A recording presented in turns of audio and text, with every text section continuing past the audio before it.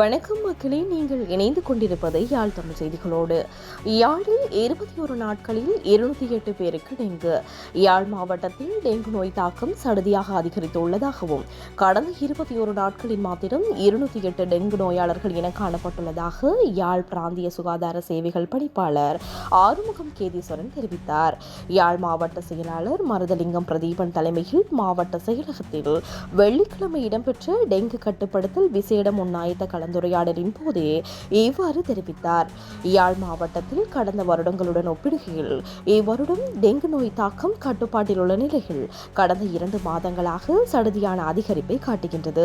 யாழ் மாவட்டத்தில் தொடர்ச்சியாக பெய்து வரும் மழை காரணமாக டெங்கு நோயாளர்களின் எண்ணிக்கை அதிகரிக்க வாய்ப்புகள் உள்ள நிலையில் அனைவரும் தமது பொறுப்புகளை உணர்ந்து டெங்கு தாக்கத்தை கட்டுப்படுத்துவதற்கு ஒத்துழைக்க வேண்டும் என மேலும் தெரிவித்தார். அதனைத் தொடர்ந்து கருத்து தெரிவித்த யாழ் மாவட்ட செயலாளர், யாழ் மாவட்டத்தில் கடந்த வருடங்களுக்குள் ஒப்பிடுகையில் இதுவரை இறப்புகள் பதிவாகவில்லை. டெங்கு நோயை கட்டுப்படுத்துவதற்கு பொதுமக்கள் கழிவுகளை அகற்றும் போது தரம் பிரித்து உரிய முறையில் அகற்ற வேண்டும். அதேபோல் உள்ளூராட்சி மன்ற ஊழியர்கள் தரம் பிரிக்காத கழிவுகளை எடுத்துச் செல்வதை தவிர்ப்பதோடு உரியவர்களை தரம் பிரித்து தருமாறு அறிவுறுத்தல் வழங்க வேண்டும். யாழ் மாவட்டத்தில் இதுவரை சுமார் 1200 டெங்கு நோயாளர்கள் அடையாளம் காணப்பட்ட நிலையில் இந்த எண்ணிக்கை அதிகரிப்பை கட்டுப்படுத்துவதற்கு அனைவரும் ஒத்துழைக்க வேண்டும் என கேட்டுக்கொண்டார்.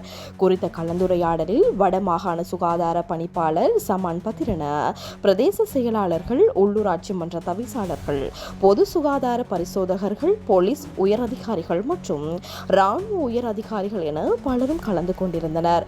இத்துடன் செய்திகள் நிறைவடைகின்றது. தொடர்ந்து எமது யாழ் தமிழ் செய்திகளோடு இணைந்து கொள்ளுங்கள். வணக்கம்.